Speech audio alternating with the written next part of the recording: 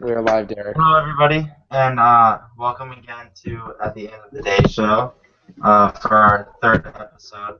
At the End of the Day show is a weekly discussion and debate on all aspects of DMLA. The views on the show that are expressed are solely those of the individual speaking and in no way are endorsed by DMLA International. The show's purpose is to help spread ideas for membership growth and retention and try and get our ideas out there. We ask that you interact with us, so please comment and any questions or any ideas you have pertaining to the episode below or on Facebook. No matter what, we'll try and address those. So to start, we're going to go to Garrett again since he missed the first episode, so we're punishing him. And he has the word of the day for today. If I could unmute myself. Thank you very much, Derek. So, once again, I got to pick the word of the day, and since this episode we're going to be going over what the difference is between a leader and a boss, I decided that the word should be leadership. Now, in the dictionary, leadership stands for, or it means the position or function of a leader, a person who guides or directs a group. Now, that's very true in DMLA because while we all while we have a ranking system with the counselors and preceptors and all that, and though the master counselor may be the one that that presides over the chapter and all the meetings, we all together must come together, and it's through the master counselor's leadership that we all are able to accomplish our goals, and through everyone working together that we can truly be successful. If you were to be a boss, you'd be telling people what to do rather than the master counselor. He's the one that may have an idea, but he's the one that pushes everyone to go through it, and he's the one that also goes in and does the work as well. He doesn't just sit back and expect everyone to do the work for him to make him look good. He uses his leadership abilities to make sure that the whole group entirely looks good. And so leadership is something very important. Whenever I talk about DMLA in my personal life, they'll be like, oh, like what did you do? I was like, oh, I was part of a leadership organization. I don't say I was part of a youth group because it's more than that. And leadership is a key factor in DMLA because it's what we do and what we say that makes us who we are. And leadership defines us because we lead the young men of DMLA to new heights and to accomplish great things, just like Jacques did when he was the head of the Templars. He showed leadership with everything he did by not betraying his brothers. But I'm not telling everyone here to go and do what Jacques did because luckily we do not live in that world anymore. But enough of that. The word of the day is leadership, and I hope that you can all incorporate it into your daily lives. And now, Derek, take it away, good sir. Okay, so to start, we're going to talk about exactly what he said, being a leader versus being a boss. And so I'm gonna ask David the first question. What do you think is the major difference between being a leader and being a boss? Well, I think the main difference between a leader and a boss is while a leader helps, he does give people commands on what they need to do, he also helps them through the process. And all the time he's been there, but a boss, generally, he just delegates, he tells the guys what to do, and he does his own thing. He doesn't help the guys really all the time. I mean, you do have the bosses that use that leadership to help out, but it's not always the way it works. That's really what I see it being is majorly just being between delegation and commanding. It matters on how you focus the two. Okay, James, what do you think the major downfall of being a boss is? Because I mean, the main thing is like a leader leads as the rest of the team is doing. What do you think the major downfall of being a boss is? If you think being a boss is bad. I think the major downfall to it is really things don't get done as efficiently because there's not a strong person at the helm. I mean, a boss just it's kind of like a label rather than a leader is somebody who's deserving of that position. So I think if you're not being a leader, things are just not being done as efficiently as they could be. Okay. There's a picture that goes out where it shows the leader pulling the box that says mission, and the mission is what they're trying to accomplish. And the leader is in the front ruling with everybody else, and the image of that as a boss, he's sitting on top, just watching and telling them what to do. I just wanted to put that out there because I'm sure you guys have seen that. Now, leadership styles. We'll go to Garrett. If you go by Lewin's leadership styles, there's the autocratic, democratic, and laissez-faire. Autocratic is making decisions without consulting their team members, without their input at all. Democratic leaders make the final decision, but they include team members.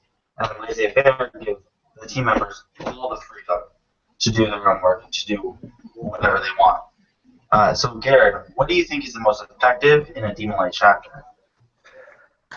That's a very hard decision. Honestly, I have to go with all three of them because, like, if I could choose all three, I would. But if it were a normal, a normal event for a chapter, I would have to go with democratic because that way it's everyone deciding together as a team.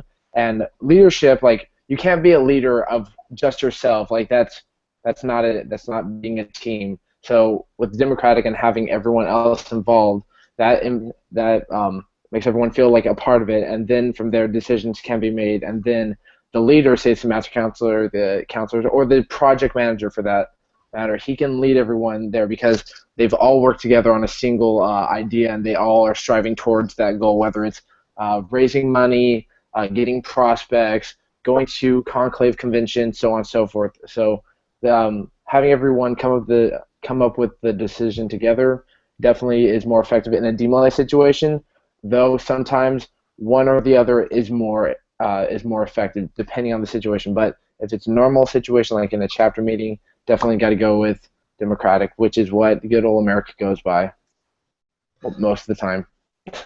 Most of the time. Even though we are a republic, which most people forget. But we're a democratic republic. Yes, yes. Now, going back to James, do you think a laissez-faire or autocratic leadership style, where you either just let you make all the decisions, kind of like some EOs, or a laissez-faire where you just give the boys all the control in the chapter or the state? Do you think either of those can be effective by themselves? On their own, no. You have to incorporate some of the better elements of both. You have to know when it's time to let things run and know when you need to take the helm and steer things back on track. Because if you do one or the other, chances are things aren't going to run very well. If you leave things too open, then you're just going to have a whole bunch of people with open ideologies and no action. But if you have autocracy about things, it's just going to be action and no open ideas. It's just going to be one person saying, here's how we must do it, my way or the highway. And that's never fun. Now, David, we're going to look at how each of our own states are set up. How is your state set up with the DMLA state officers? Do you mean as in like what the leadership position of each one requires, like what the state master council is over, state seniors over, and stuff? Or? Well, for instance, to use my own state as an example, we're set up with the 4 regions based on geography, and each of those regions has the deputy master counselor and a master counselor, and he's in charge of his chapters and pretty much takes care of the sports competitions and ritual competitions and the RDI schools, which is ritual school. And each region has one region advisor who's in charge of all of that, who those 2 boys report to. Then at the top we have the state master counselor, the deputy state master counselor, and the state representative DMLA, which no other state has. And it's sort of like an interview process that you go through, and it feels like an interrogation. Like it's tough to go through. And then we have whoever I want to appoint. In my state, I appointed a chaplain, a marshal, and a scribe. The scribe we always seem to do. And also a parliamentarian, which I got the idea from international session because we didn't have one.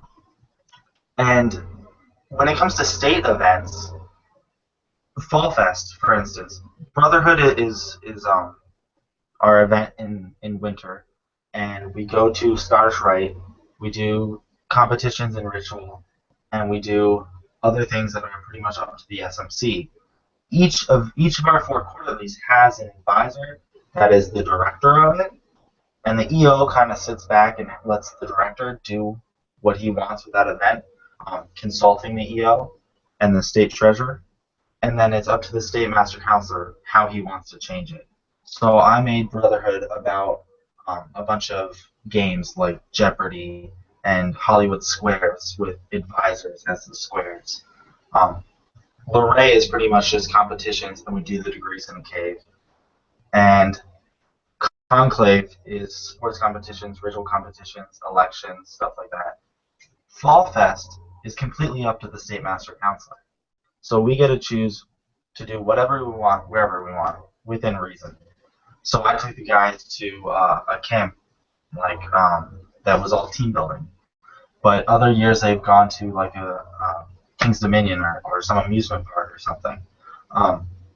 So we get a little bit of leeway for the state master counselor to do what he sees fit, but I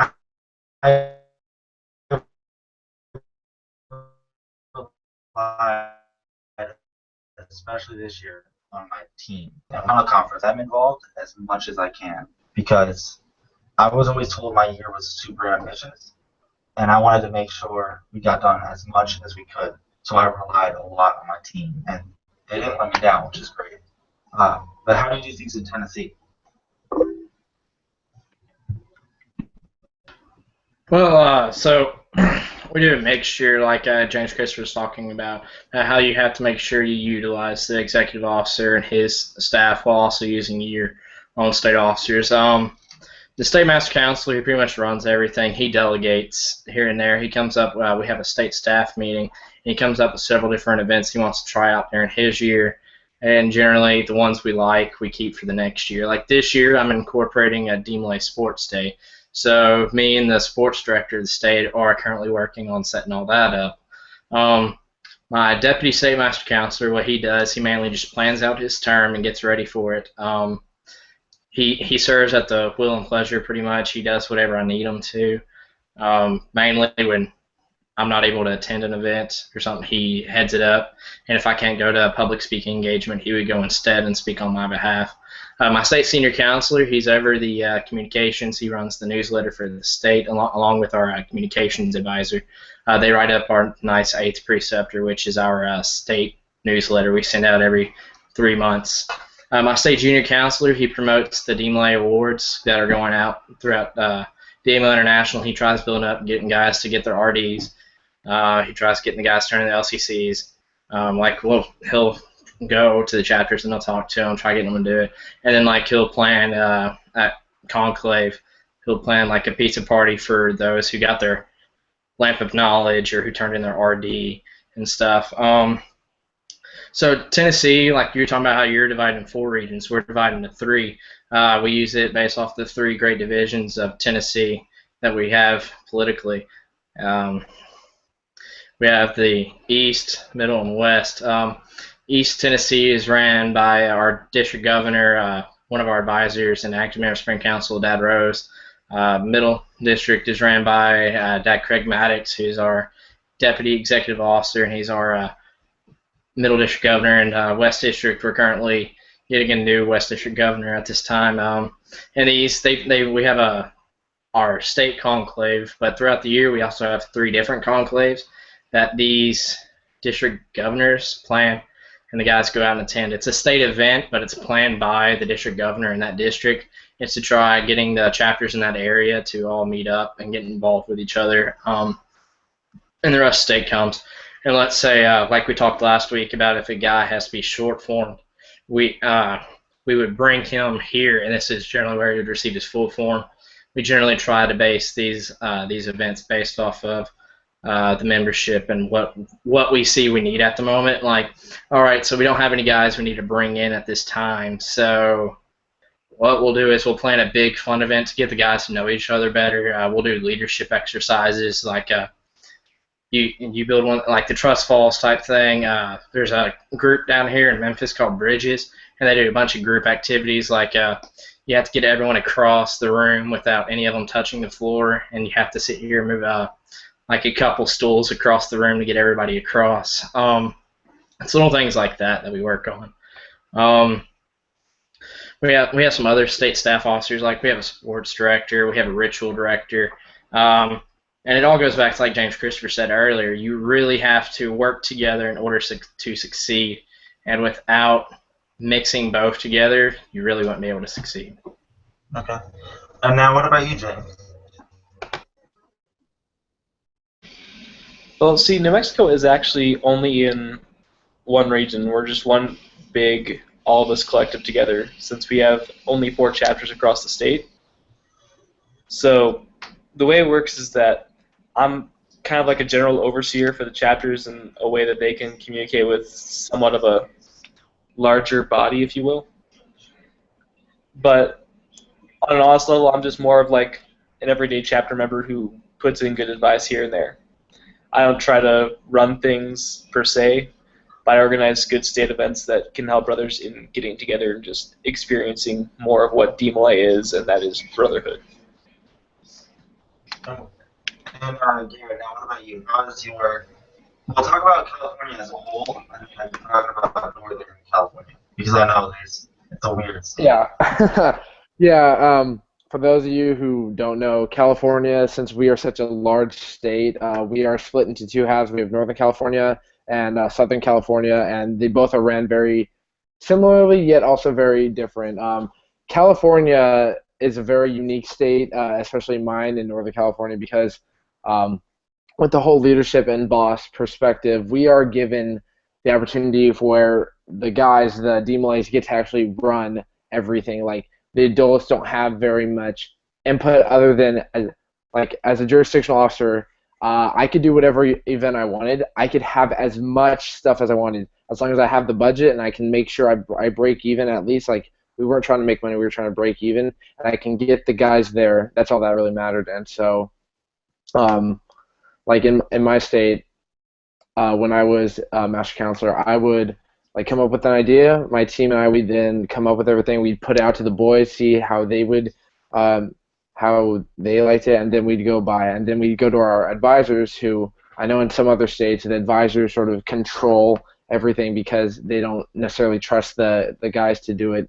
But in California, we were very privileged, where Dad Salazar, past Grandmaster of DMLA International, he's our executive officer, and he would just say, as long as it works and as long as the boys are happy, I'm happy, and just don't break it. Just don't make sure anyone gets hurt, and don't break anything. So he has more of a very laissez-faire type about it, where let the boys decide, and if it works, awesome. And then he was always about letting the boys choose. Since it's our organization, we should be able to do what we want. So Northern California was definitely given the chance to be our own leaders and for us to lead ourselves, rather than having someone say, you have to put on this event every single year from now on.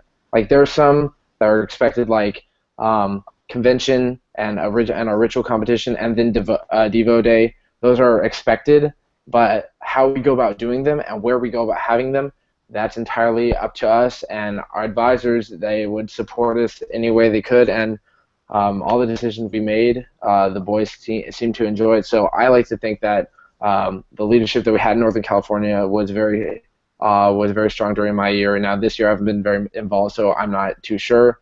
But Northern California, we're very proud to have strong leadership and to be able to do what we want freely. So yeah. Now, with so many members in your state and with the leadership that you have, what do you do to teach that leadership to the boys? Do you guys have any programs in place to do that? Yes. Okay, perfect. We have a lot of different things to go about building leadership. The main one that we have is I know a few different regions and a few different states have leadership conferences. Well, Northern California has one. It is the Pacific Coast DMLA Leadership Conference, held in Sonora, California, and it's during the week of 4th of July, and it's held up in the mountains, and we rent out a summer camp for about a weekend. the way it starts off is you go there with your chapter, but then throughout the week you are not with them. You are put in a cabin with different guys from throughout Northern California, Arizona, sometimes Nevada, Southern California, Oregon, Washington, so on and so forth.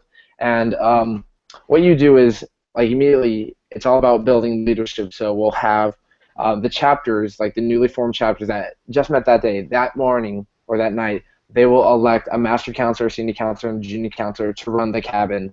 And then they in turn have to come up with spirit cheers and come up with ideas and work together as a team in sports. And so it's really a high intensity camp where they don't think that they're doing very much like in leadership form, but as the week goes on, you see it grow. Like they're just think, oh, we're just having fun when they're actually like coming up with problem solving. And the best part about it is, like for me, it was always the spirit because we have what's called the stump gods, where you must appeal to in order to go and get your food in. You do it based on who's the most entertaining, the most outgoing, so on and so forth. And for me, it was always like we would either assign someone to come up with it each day, or we would just like someone would just be like, no, I've got an idea, and then they'd roll from there. So everyone was like picking up on leadership. So like some person would have a good idea, while another person would be like, I've got an idea also, and then they would combine them. So at DLC, that's where all the leadership really grows. Like through the chapters and everything, yes, they do get leadership, but at DLC, it's sort of like what takes normally a few months, like in a chapter environment, is done in a few days. And by the end of the camp, everyone feels like a leader because everyone is valued because not one person, everyone's contributed and everyone has helped each other grow. So that way, everyone gets a shot at leadership. And the goal of the camp really is to strengthen the chapters back home, but also strengthen the individual to want to go home and want to do more, whether it's later running for jurisdictional office or wanting to maybe just go up the line or even just getting a friend to join. Like that's all leadership, and that's what DLC does. And I just can't wait to hopefully go back one day as a staff member so that way I can tell my stories and hopefully inspire some others so that way they can be leaders too. But DLC, if any of you have not gone to it, I highly recommend it. It can be a little pricey, but it's definitely worth it, and it's one of the best ones that DMLA has to offer. Now, just to tell everybody, there's a few of those around the country. I know Pennsylvania has Keyman. There's what other ones are there? Do you know all of them? I don't know all six. Can anybody name all six? I know only of a few of them. I know there's Keyman, which is in Great Pennsylvania Plains. or something. Yeah, there's Great Plains. I believe there's one in the south somewhere. Tennessee has what's called Tennessee DeMolay University. Another one for like Region 4 would be ODL, the Ohio DeMolay Leadership Experience. That's a big one. I know Brother Brousseau, past international vice counselor, I know he talks very highly of it. He goes out every year there to it. Another one that I know of is Southern California. They like to do things a little differently with them. Like I'm like not saying it's a bad thing or a good thing, but what they like to do is it's worked for them for years. That's why they continue to have positive growth for the past 6 years now, which is simply astounding. I hope that one day like every jurisdiction can claim that. But they have what's called a DeMolay Brotherhood Camp, and it's not put on by the jurisdiction. It's put on by the priory. And for those of you who don't know what a priory is, it's like a subdivision of DeMolay. It's for boys, I believe. Like each one has its own rules. 17, and you have to have been in DeMolay at least over like a year. Each one has its own rules. I'm not really sure, but I was a Sir Knight of the St. Bernard Priory in Southern California, and they would have these events where like they would rent out once again a cabin or a camp, and they would have all the DeMolays of Southern California go out there, and it's just a weekend of bonding and growing and working together to like just strengthen DeMolay. And not as long or as expensive as DLC, but from what I heard, it gets great reviews. They really go all out, and the boys always seem to have a great time. I would love to go and just witness a day of it if I could. But Southern California does that, and then I know Washington, they do something in the Northwest. I don't know what it's called, but I know that Oregon, Washington, Idaho, and like and sometimes Northern California, but we haven't gone in past years. Go to that one, but apparently that one's very strong because Washington, they're doing very well in membership. They have a very strong leadership up there as well. But those are the only ones I know. Did you say earlier during your DLC explanation that you do spirit cheers? Yes, we do. We Do do. you have an example of one of these cheers? Do I know an example of one of these cheers? Yeah. Well, like, it would range from anywhere from like a simple cheer, like a rah rah rah, to a full on skit. And like one idea would be like the place where we would eat would be called Jacques Steakhouse. Yeah, and so everyone knows the Red Robin chant where it's like Red Robin jump. Like a spirit chant would be like Jacques, or like the demon would be like, huh, where are all the demons at? I can't find them. Wait, I've got an idea. Let's go find them. Jacques Steakhouse. And then they would hear, then all the demons would pop out and like yell yum. So that'd be an example of one. Or basically, you're trying to appeal to the stump gods. So one year, the advisor or the stump god was Kevin Mom, Dad Kevin Mom. He's a past senior counselor of Northern California, and everyone would sing Kevin Mom has got it going on rather than Stacy's mom. And so you would just do that, and it was hysterical just hearing like Kevin Mom has got it going on. He's all I want. I've waited for so long. Kevin, can't you see you're the stump god for me? So Kevin Mom, can I go inside or something along those lines? And it would just be silly, but at the same time it's creative and it's making everyone work together, which then again shows everyone coming together as a team. Right. And it's not just one leader; it's everyone together because they're all relying on each other, so they're more as a team. Right. Right. Okay, now going to James.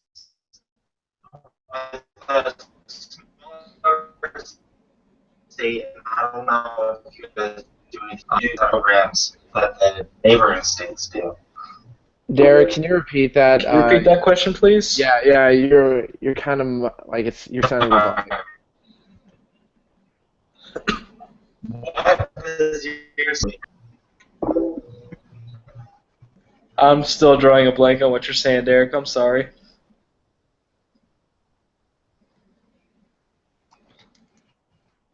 They do to improve leadership? Honestly, we just get people involved right from the get-go in New Mexico. I mean, as soon as you join a chapter somewhere in New Mexico, you are starting off on committees and learning how to take the helm on certain activities that really interest you. So, I mean, with my own chapter and with other chapters around the state, I've seen people join and they're automatically put on, the activities committees, planning on, what motivates new members and what would you like to see happening that would get your friends out here. So it's just, getting them involved at a local level rather than a jurisdictional level. Okay. And what about you, David? We do sort of the same thing like Garrett was talking about. We have what's called Tennessee Demon Leadership University. It's put on by our Knighthood Priory, actually. Our Knighthood sponsors it. We're on our 30th year now. It started out just being an event that trained the master counselor, senior, and junior counselors of a chapter on how to become better leaders, but we realized it was such a great tool to develop the young men that we started using it. It started out, then it went to just stationed officers, and then it went to appointed officers also, and then now it's everybody goes. It's a great experience. Getting a new guy that just came in a couple weeks ago, having him come in, and he sees not just one guy, but then he sees everyone from across the state coming together to work together. We do activities like a workshop. When the Floorwork Simulator first came out, like 3-4 years ago, we spent a whole workshop time going over it, showing the guys how to use it, so they would better know how to use the different assets we have at hand. We would also then do like games outside. You'd have little sports events where you'd have like a capture a flag. We have this big hill we're on, and it's a big wooded area. So and there's several paths you can take, and we'll have like capture flag events, and you have a one state officer the head of one team, you'll have another state officer head of another team, and they'll go head to head, and it's great seeing what plans the guys come up with. Like, all right, you guys are going to distract them over here while these guys come in from over here, and you really get to see what strategies work, and you also get to get all these younger guys in. And like, while someone that's 12 maybe doesn't understand that you're helping develop leadership and coming up with ideas that the guys all agree on to go with, they're having fun, and then they later learn that, actually, what if we try doing something like that, but in this real world experience? So Tennessee DeMolay University is great. I really love it, and that's another thing is knighthood we use knighthood a lot as a Big Brother organization. For Tennessee, it's 16 and up. As long as you've been in DeMolay 3 years, that's 16. You're a past master counselor. At 17, you just have to be a past master counselor to join. And we use knighthood a lot to motivate the guys into trying to get leadership positions within DeMolay so that they can become one of us. And, to the younger members, they see these guys walking around with swords, being on the sword team at 12 years old. They're like, man, that's really cool. I want to be on it. So it's a great incentive to get the guys more motivated in doing things. So I really praise knighthood. As a past illustrious knight commander at Tennessee State Priory, I really strongly suggest states getting it. It's a great way to build up leadership. Okay. Can you guys hear me very well? Because I'm having some connection issues. We can hear you for the moment. Yeah, Okay. we can hear you a lot better. But I was just we were just sent a message from an advisor, and I'm going to read you it. I'm not going to say who the advisor is, or and if there are any chapters in here, I'm not going to say them. I'm going to change it to like alpha chapter, just for the sake of keeping that person hidden, if we so desire. And to note, the subject of overbearing advisors was presented to us twice, and both by advisors, not by DeMolay, which was interesting. Okay. All right. Too often, advisors just fall back on the quote-unquote "it's a boy-run group" as an excuse for not properly leading an activity. For example, our spaghetti dinner in the past years, the senior counselor was in charge. The dinner was assigned, and the chapter dad just told the senior counselor to report back what they were doing at the meeting. There's no direction on what needed to be done or how we go about planning an event. This year, the advisor in charge of the dinner met with the committees working on a timeline, helped with the wording of letters for lodges and donations, phone script for calling and setting up times to the selling of lodges, and etc. The boys then had to take the action points and do them on their own, but they had a clear direction, not just told to report back with an idea or where to begin.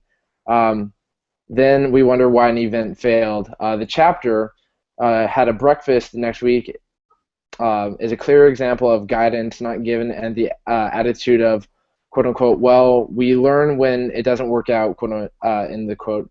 Advisors place it to advise and not for them to do it, and not stand back and provide the proper support and teaching movements from the start. With this message in particular, I believe this has probably happened to all of us at one time or another. For myself, I believe that leadership does begin with the advisors. Like, it is their job to advise, but which means that they're to assist us, but they're not to do all the work. Like, I can understand if a chapter is just starting up and it's just a bunch of 12-year-olds. They may not know what a tasking timeline is. They may not know what a budget is. They may not even know what a phone tree or donation letter is, and that's when it's okay for the advisor to step in.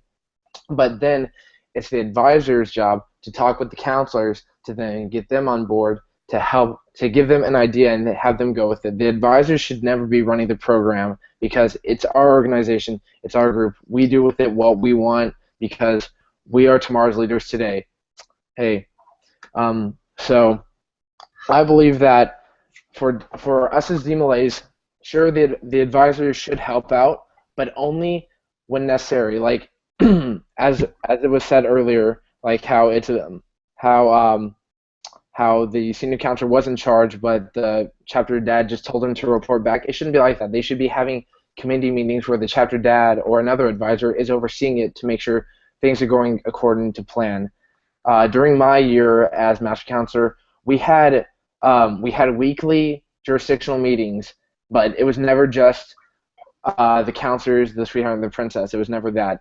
We always had an advisor there or two, or we had one on call. So that way we always had someone there to consult with. Like, I may have ran the meeting, but it's my advisor's job to chime in and be I believe advisors, their best job is to play devil's advocate. And if you guys don't know what that means, their job is to basically be like, well, what if this happened? What if this happened? What if this happened and this? Like, what if no one shows up? What if someone's allergic to the food? That's their job. They should never be telling them, you need to do this, this, this, this, this, because then that's being a boss. A leader says, what about you did this? And then that's when, that sounds like a good idea. Let's go with that. So for myself, the boy should run it. The advisor should be there to help. And like if a chapter is just starting up, then it's okay for the advisors to have a lot of input. But by the end of it all, at the end of the day, the boy should be the ones running it because it's our organization and we take a lot of pride in that. Okay, that's me.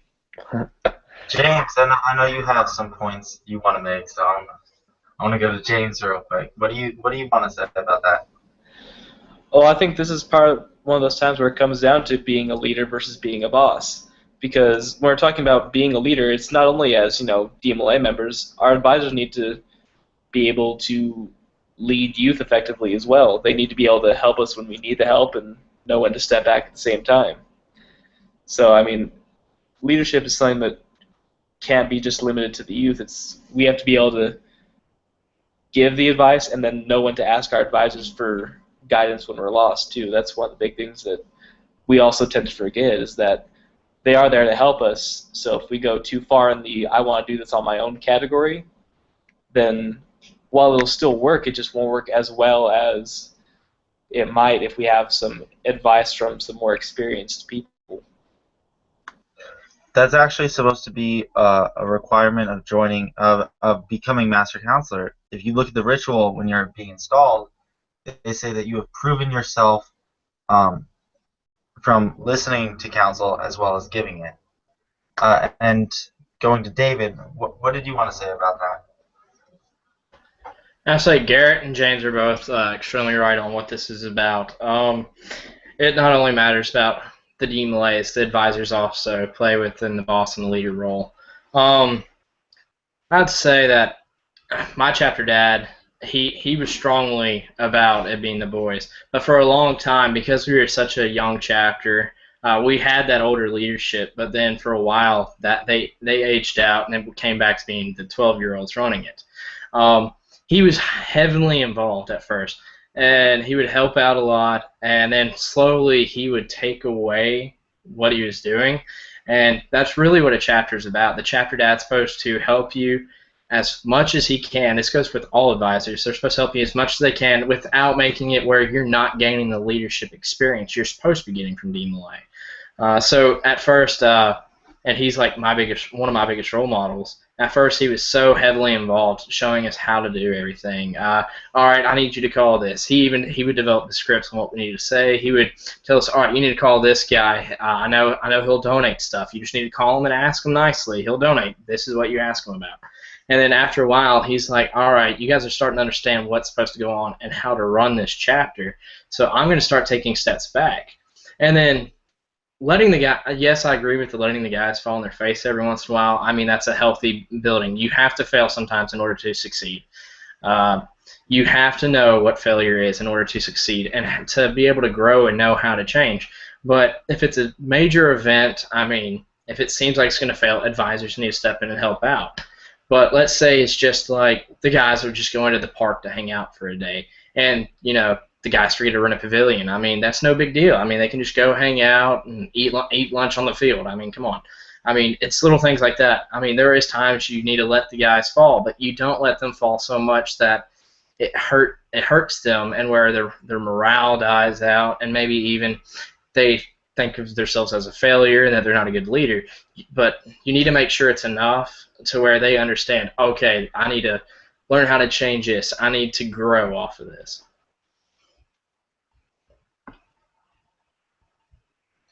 Derek, you're muted. Sorry about that. James, what do you think is the role of the State Master Counselor promoting leadership with the master counselors of the chapters? What do you think they should be doing to help their master counselors with leadership? I think for state master counselors, one of the big responsibilities is to follow as the head example of what leadership should be, how it should work in their own jurisdiction. Of here's how you should interact with the young men. Here's how you should interact with your advisors.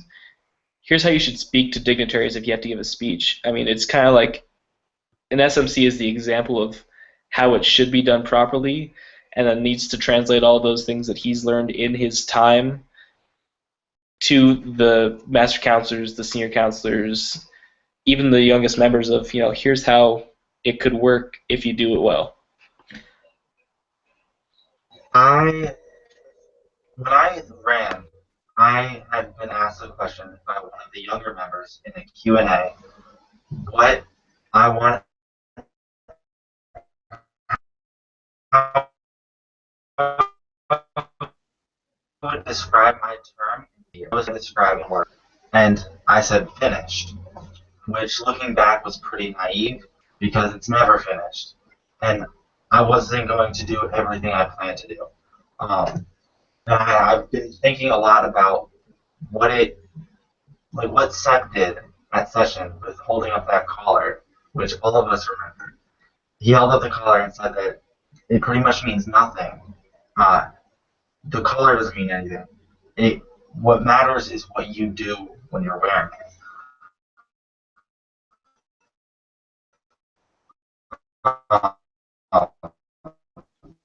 Derek, you're breaking up quite a little bit. So you may have to repeat some of that. Yeah, I'm sorry. You're on a roll. You're on a roll. Okay.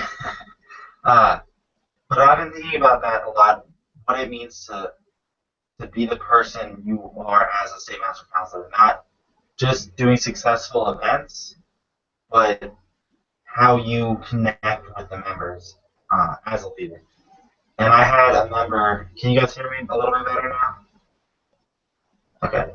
I had a member in my state 2 days ago tell me, he's 12 years old, and he's watching this right now, tell me that he loves me as a brother and as a dad, which means that I did something right because he has a connection with me now, and I've changed or touched a life in a way, and that makes everything that I failed at as a leader worthwhile because I did something right. Now, I have another question going back to what you said, Garrett, about building tomorrow's leaders today. That's our slogan as DMLA. But we never really talk about it, we never hear it. Sometimes it's on brochures, but that's it. How can we incorporate that? And what does it really mean? What does it mean to a DMLA? That's actually kind of a tough question. Like we say creating or building tomorrow's leaders today, but like you don't actually think it's something that it's not something you don't really preach as much. It's something that is taught through the actions and words that we do. Like for me, like I wasn't told, just remember, we're building tomorrow's leaders today. Like I would never have someone like just come up and do that and like say it to me. Like it's only now afterwards that I realized that everything that happened to me, every conversation I've had with an advisor, every failing moment helped build me more. Like the boy I was at 14 when I joined is not the same guy I am now. Back then I was very timid and unsure of myself, but now I'm very confident in my ability. I go in there like head first thinking, you know what, I can handle this, and if I fail, so what? Sometimes you are supposed to fail. So it's not something that like you can preach it. You can. I think it's definitely should be said every once in a while. Just be like as a quick reminder, just like to any like a state master counselor that maybe going to a chapter meeting, just be like, just remember everyone that we're creating tomorrow's leaders today, or is it we're building or creating? I forget which one it is.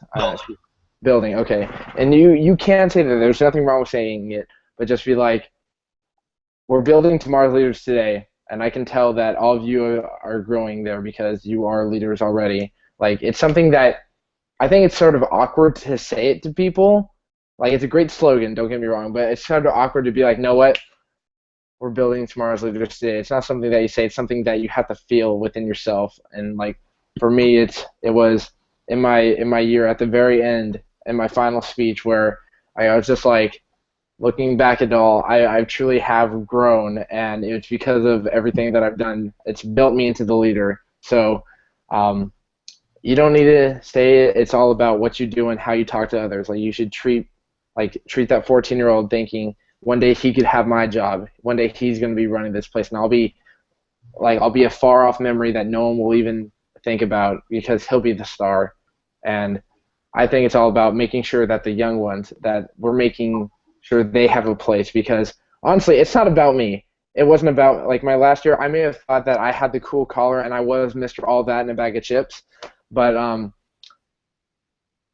towards the end, I realized it's not about me. It's about them, making sure that they have a future and that they want to come back, because I don't want to be the reason they're like, wow, that was really lame. I want them to be like, I want to be more like him, and I want to be better than him. So we all just need to, like, we don't need to say the words. We just need to make the words happen through our actions. Like, that's the only thing we can do. We got to lead through our actions. And that's something that I believe we're taught in DMLA, and not something that's told. Use that slogan because I know you said that you don't use that verbiage exactly. How do you use it, and what do you think DMLA does to actually build tomorrow's leaders today? Well, I've actually brought this up a few times throughout my speeches as a state officer, and I first heard that probably within my first 2 months in DMLA, and I kind of started thinking about that going, huh, all right, sounds kind of weird. But then as I went on through my leadership roles, I started realizing that, what we do here, it matters. All the things we learn, all these, leadership skills, imagine that. They matter to the world. They really do make a difference in who we are and how we lead corporations, how we lead our individual lives, how we lead our respective groups, how we lead the nation some days. It's what we learn here in DMLA really does make a difference in the larger scale. David, now you say in Tennessee where chivalry lives. Do you not use the slogan "Building Tomorrow's Leaders" today at all? What do you do? We use both, but I mean, this goes back to the branding sort of. Tennessee DMLA, a lot of states we have our own brand, and so we use that, but we also have what we've branded ourselves as where chivalry still lives. I mean, because in the world you hear so much today is that chivalry is dead, that the morals that people of the ancient times and the medieval times lived by. I mean, a lot of people view that as being dead. I mean, you don't see many guys holding doors for women anymore. You don't see guys helping people here and there like they should, and that's what DMLA is all about. I mean, I've been speaking all year, going around speaking, and I tell everybody I believe there's nothing wrong in America that the youth of today cannot fix. If they are taught the right morals today, that will help them that are so often forgotten in this world today. So a lot of this comes back to, and what helps our leadership is not just the activities the guys plan, it's also the moral standards we are all taught as DMLAs. We're taught to love parents. We're taught reverence for sacred things, and courtesy, comradeship, fidelity, cleanness, and patriotism. I mean, these 7 virtues, while yes, they're not all the virtues that a man should live by, these help develop a well-rounded young man, and that it is with these virtues that we are able to instill in these young men the ideals and everything that they need in order to succeed and be successful and moral leaders. Now, since we're on during the last 10 minutes of the show, we're going to the at the end of the day, our final comments. And to me, what DMLA is all about, what I say in every single. Derek. Did I mess up? Yeah. Your camera's turned off and you're sounding a little like you're cutting in and out. I'm sorry. I didn't mean to cut you off, but You can say your final points. I'll try and fix it. Okay. Okay.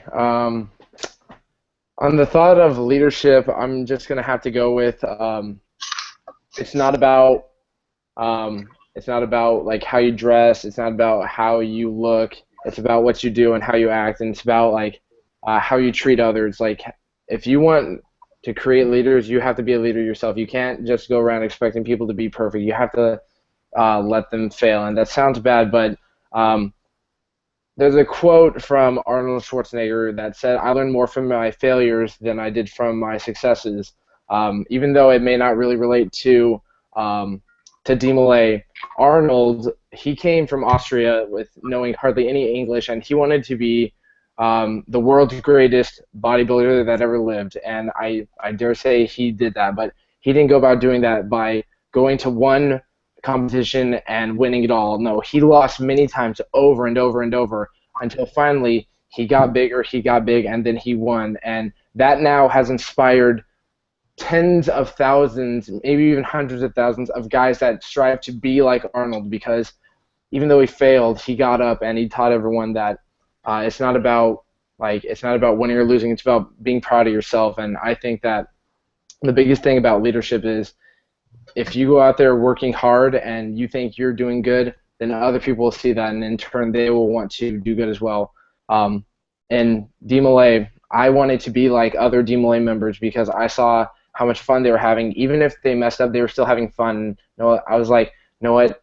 I want to be like them because they were showing me how to have fun. They're showing me how to lead others, and in turn, I want to be like them. So at the end of the day, I think that all you have to do is work hard, show a lot of energy, show your passion, and don't tell people what to do. Don't command them what to do. Inspire people and get them to join along with you because without them, like there's nothing. Like there's no I in team. Even though there is a me, that doesn't matter. Like in order to be a leader, you have to get everyone on the same boat, or else it will sink. So work hard and get everyone to join on, and then just inspire others. And that's all I can say for now. All right, so I'll keep my final thoughts pretty short and sweet. When you're a leader, it's really one thing you have to realize is when you're in those positions, it's never really about you. It's about making others better. The leader is just there to help others grow.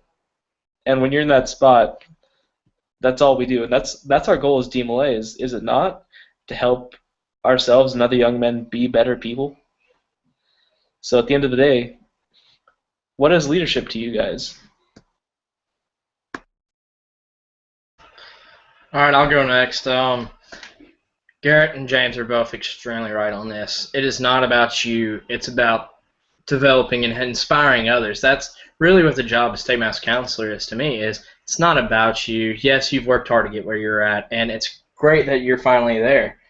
But it's about the young men of the organization. If you go to international, you understand that. We talk about, you have what would be considered probably the head officers of every state, probably the ones that really run the state. However, when we're there, we're not about ourselves. We're not talking about, I run 500 guys. They all listen to me compared to your 200 that are in your state. It's about how do we help the young men that are in our state grow. And it's all about inspiration. And at the end of the day, just keep to the morals that DMLA teaches you, and it will help you in the long run. DMLA, while it builds leadership, it is not the leadership itself that really makes us stand out from the others like the Boy Scouts of America. DMLA instills these virtues into you, which will make you one of the right moral leaders of the world that we so need today.